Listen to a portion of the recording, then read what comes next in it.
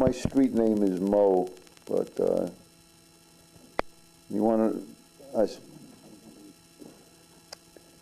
I just really don't want to remember how I became homeless. I'm homeless due to the economy.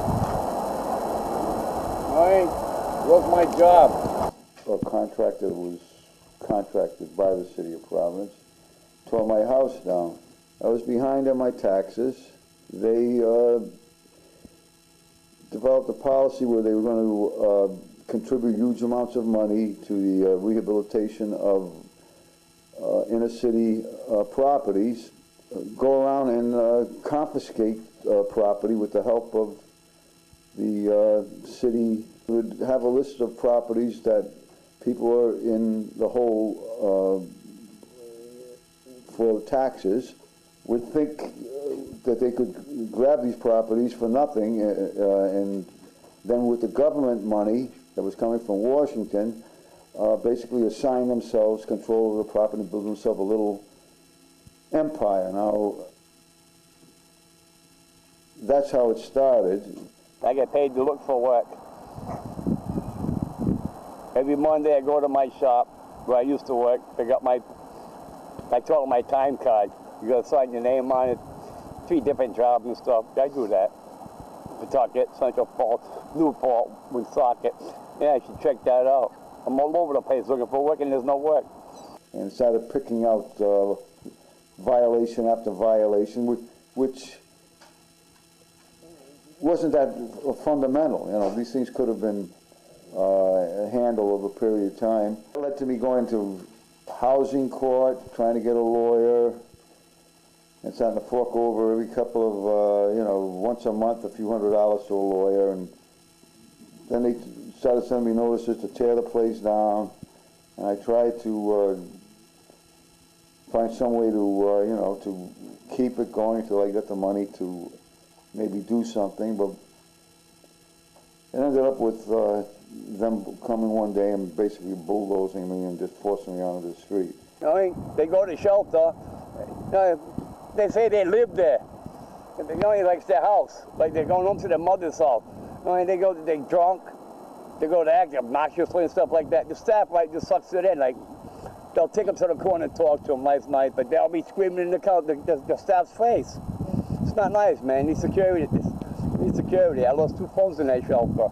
I got a house with maybe 10 cats up on the 2nd floor. They're up on the 2nd floor, they can't get out, the stairs are broken, they're crying.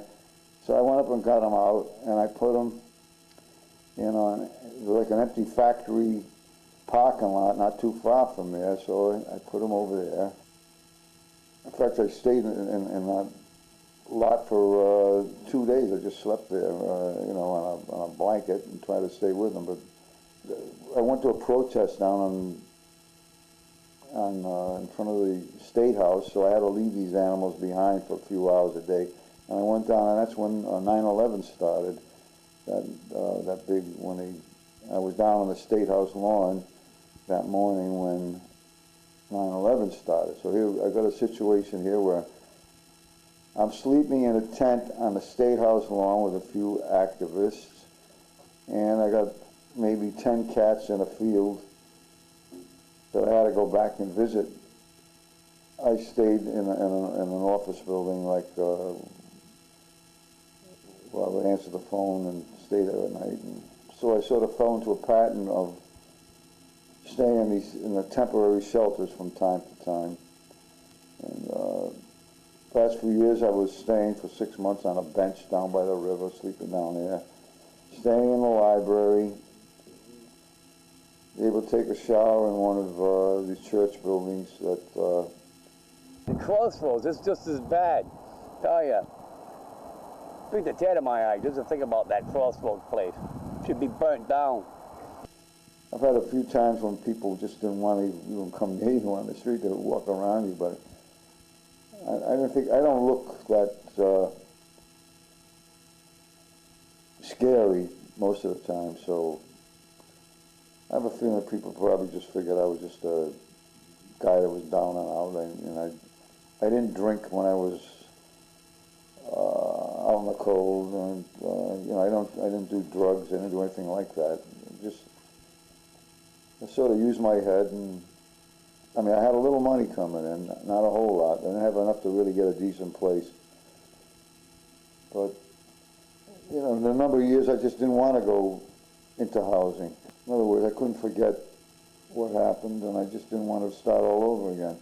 There's sort of a network out there to help people when they're put in situations like this, but it isn't there for everybody. I mean, there's just not that many activists out there or people that care out there. If you're lucky, you might meet somebody that is actually diligent and caring, and in a sense will trust you enough to want to help you out. But I think by and large, most people, and I think it's gotten worse as the years go by, they just look away. At least in this city, they have a network of soup kitchens and shelters that tries to keep people going, but sometimes that's about all they can do. They keep you going. They just don't have enough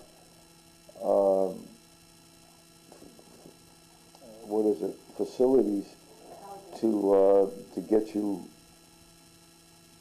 up to speed so you can get going on your own. They can maintain you up to a point, but you don't get going so you really can be free again and on your own. Nobody came and said, well, we're going to knock your house down, we got this for you, and right now I'm sitting in a place where I've just gotten a place after a number of years, and you know, you sort of understand what it is to be a refugee, I guess, or a displaced person, but not, you get a feeling about what it's about, but I'm sure that there are much worse. People have gone through worse experiences, but even this little misery that I've gone through, that I've lived through over these years, is quite enough for anybody. I was always sort of on the fringes of what was going on. I was just waiting for the day until I could, find my way as a person that wanted to have at least some kind of accomplishment in his life, so I can look back and say, well, I did this, and I did, and I did it well, I did it right, I did the right thing. So I've got that blank. When you look back on your life, it's like a blank up to a point, so.